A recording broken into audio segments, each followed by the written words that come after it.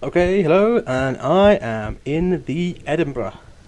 This is my first video in the Edinburgh, and I have been enjoying it a lot. I've retrained my captain, and I've had about 2 or 3 matches in the Edinburgh. So, what is my opinion of the Edinburgh? I feel it's quite similar to the Fiji. The Fiji was definitely a very good ship for tier 7. I would actually say definitely overpowered, to be honest. I wouldn't want it to be nerfed because it is so fun. And especially, well, I would say it's still weaker than the Belfast, but I'd say the Fiji is definitely an overpowered ship. I do think maybe Wargaming should actually think about nerfing premium sometime. I know that's not what they do, but it sort of needs to be done. World of Warships should not be a pay-to-win game.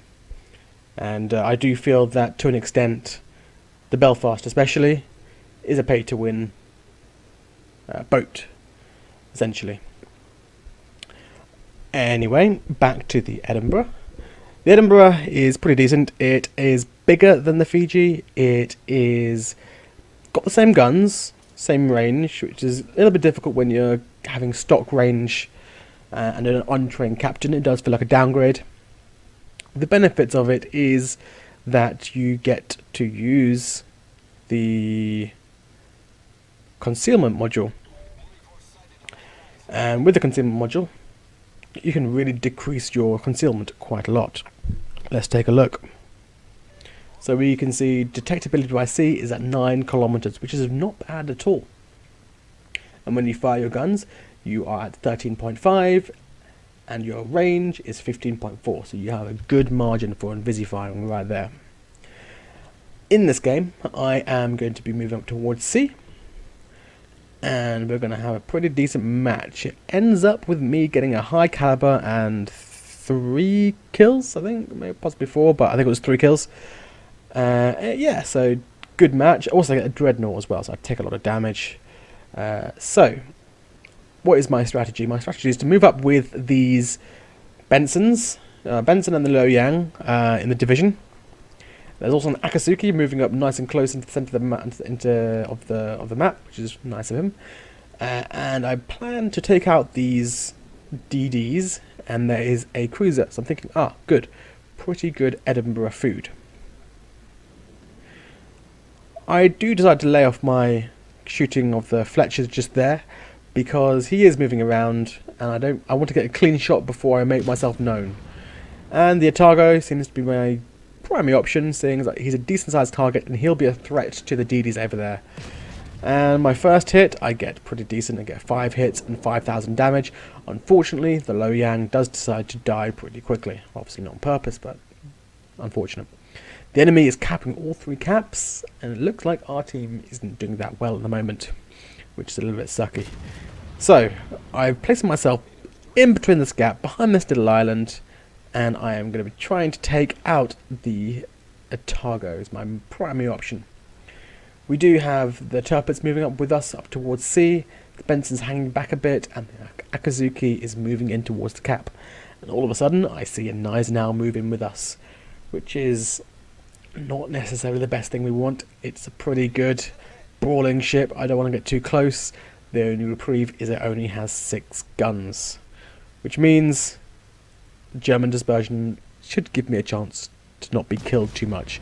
I do see that he does have his guns pointed over towards me. Well, maybe not over towards me, he's shooting towards the Turpets. But it wouldn't take long for him to turn around his guns. Anyway, I'm putting myself in position here. I'm carefully moving myself around in between these 2 islands to pop my smoke in between the 2 islands, which is a strength and a weakness, I would say, in roughly equal measures, because at least that means that the Fletcher and the Akatsuki, I think is the other one up there. Yeah, Akatsuki knows exactly where to send some torps. There's a very small gap, but it does give me, when my smoke dissipates, a good chance to escape. Managed to get a decent hit on the Akatsuki there. A good few K there, and he slows down a bit more than I was expecting, which is a little bit sucky. And I think that Akatsuki managed to take out the Akatsuki, which is very nice of him. means there's less torpedoes to worry about. I do pop my hydro because I want to make sure there are no torpedoes coming towards me. It's always a good practice to do that. If you do feel there are torpedoes coming towards you, do pop your hydro. It's what it's there for. Right, the Atago that I've been fighting for a while has pulled a Notzer and he has beached himself. And he's reversing his way out of there. It gives me a good opportunity to get some good hits in him. Those will bouncers, but never mind. This one here should be a bit better. And there's more torpedoes coming out. And they miss, which is brilliant. And he's moving off forwards. And the Gneisenau, he hasn't had a shot at me yet. I've still not lost a bit of health, which is brilliant.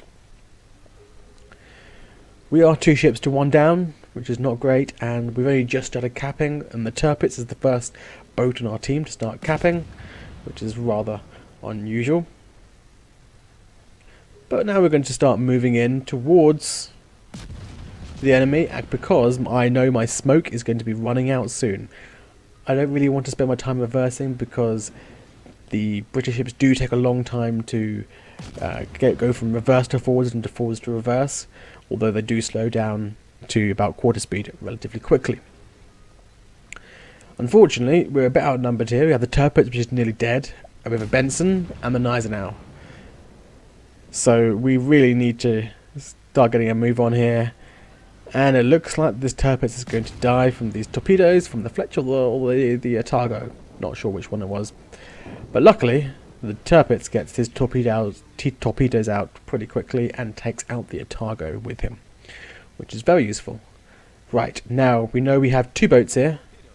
We've got a Fletcher and a Gneisenau.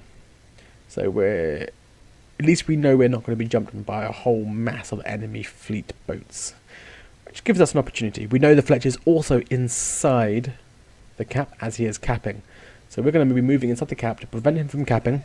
And here is his torpedoes. And looks like I take a big fat hit, which is very unfortunate. I repair, and I think I'm also going to be hitting my... No, I didn't hit my damage repair either. There we go. I sort of steal that kill. And I do say sorry to him. But it's the first kill, 22,500 damage. And I'll do him 41 hits and 5 cap defends, which is very good. Now, I am looking for the Gneisenau. In theory, I should be able to win it. A squishy cruiser like me and a squishy half-dead Benson should easily be crushed by the Gneisenau. Ah, but looky here. We have a Ranger. That's what I want. That is food. It is food for my AP shells.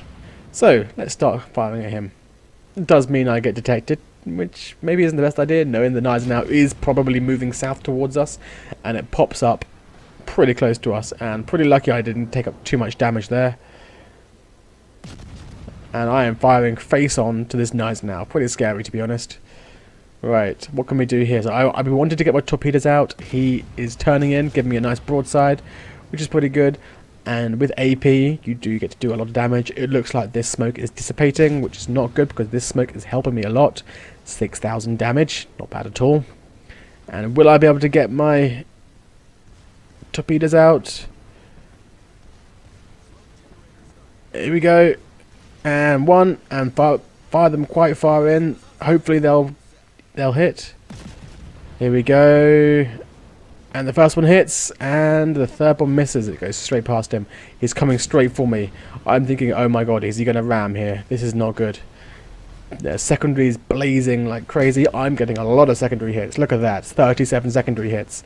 My secondaries are doing a lot of damage, as it is as well. I'm trying to get one last hit there, and all of a sudden, the Benson saves my life. Thank you, Mr. Benson. You don't often brawl in Edinburgh, but when you do, it usually goes bad. But this time, it went good. That was pretty intense. Now, the last boat up here. Ranger. And that's a good thing. I can just rack up my damage. I've already done 75,000 damage, which is pretty decent. And I'm going to be attacking this Ranger. Not much you can do about it. The most you can do is send up his planes. And that's about it. There we go, my first salvo out. He's pretty angled, don't expect too much. and do about 7,500 damage. It's just eating him up. Seaweeds are so squishy. 5,500 damage, and he sends off his torpedo planes. Although weirdly, there's a little bug there. It flew off and then went back in there again. But either way, doing a lot of damage on this torpedo range, and right now I'm going to be popping my hydro, so I know exactly where these torpedoes are and when they're going to land. I want to concentrate on. Here we go, lost salvo. There we go, and thanks to the hydro, I know exactly where the torpedoes are, which is very useful. But those torpedoes are really slow. Range just sucks. Anyway, 112,000 damage, 2 kills, 5 citadels, 1 torpedo hit, 55 secondary hits, which is very impressive for a ranger. And I'm at the top of the map, and all the enemy are down the bottom. Let me just skip it forwards a bit, and skip, and skip, and skip, and skip. Right, and if you see here, I've skipped forwards a little bit. I am detected. Somewhere, somehow, there is a ship up here, and it's probably, well, not probably, guaranteed to be the mass. The last time the mass was spotted was down in the south. So the fact that, oh, here we go, and he's just given his position away. Thank you to the hydro, allowed me to avoid all these torpedoes and not die. I could have easily died there, and this game would have been very different. He's focused on me, so I know he's somewhere around here. I'm moving back into here. I know he's somewhere in my line of sight, probably between those islands. Maybe he's moving north. I hope he's not, because I want to move down south. I want to get some more kills, and this is exactly what I want to do. But the mass is good food for the Edinburgh. And here he is. Let me get my few salvos off. And there we go.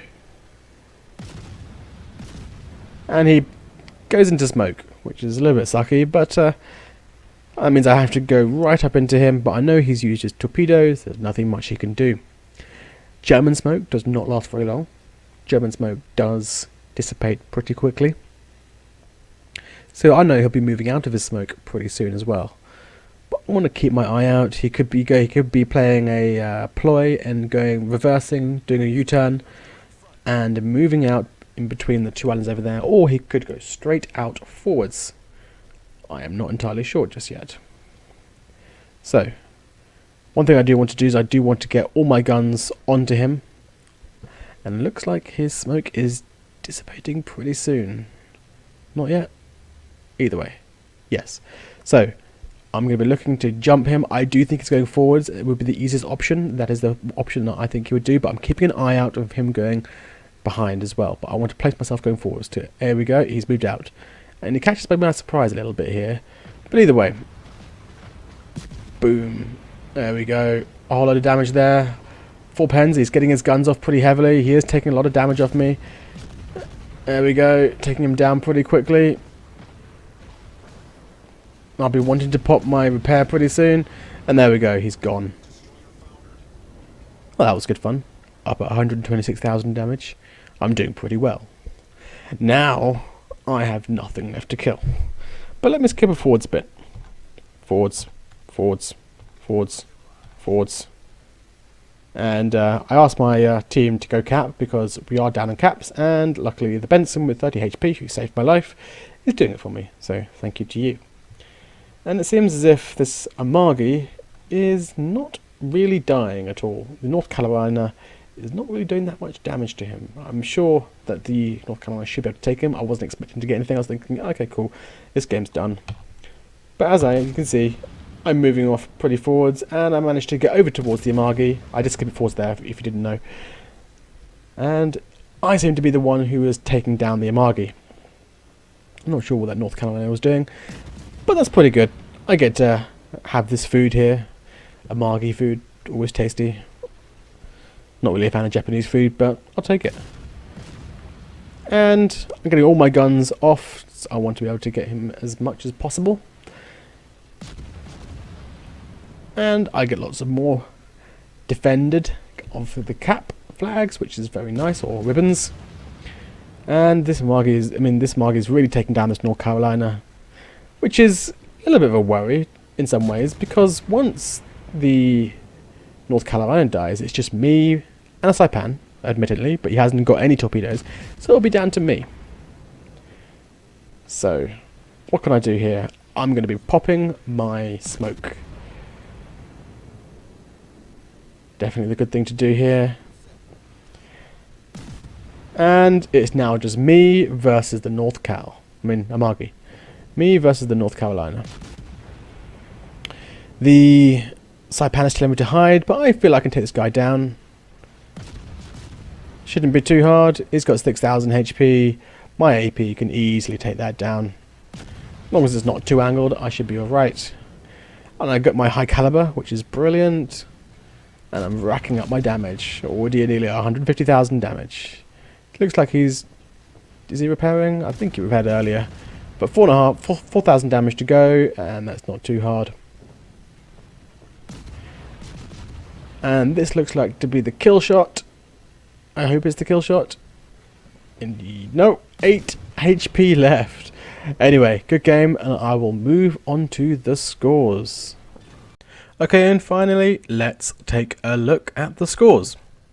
So I managed to receive 493,000 credits, 8,300 XP, 1,600 free XP. Pretty impressive. Dreadnought and high caliber. 154,000 damage, 269 hits. That's pretty lot. That's quite a lot. And I managed to destroy 4 boats. And if I had got that Gneis now, I would have got a Kraken, which is pretty impressive. And moving on to the team scores. Come top of my team in a tier 9 match. I'm average, but I get 2,700 base XP, which is pretty high. Very high for me. Which is nearly 1,000 more than the next guy on my team. It's 800 more, but whatever. So yeah, 800 more than the next guy on my team. Pretty decent. And moving on to the detailed report. Now, one thing I want to look at here is my secondary damage. I did 5,700 damage and 8,800 in fires, which is pretty good considering you only ever fire AP. Yeah, I did 10,000 damage to my torpedoes, 1 hit, not too bad, and most of my damage, 129,000 damage, came from my AP. Not too bad at all. And finally, let's look at the credits. At the end, we've got 413,000. So yeah, to sum up, I would say that I am enjoying the Edinburgh. I am enjoying being able to go against higher tier boats. It can be a little bit difficult in T10, but you are able to do damage even against things like the Yamato and the Des Moines and so on. So yeah, pretty decent. Tell me what you guys think, and I will be following up with a whole load more Edinburgh Edinburgh videos in the next couple of days and weeks. I hope you guys are ready for it, and I'll speak to you guys later.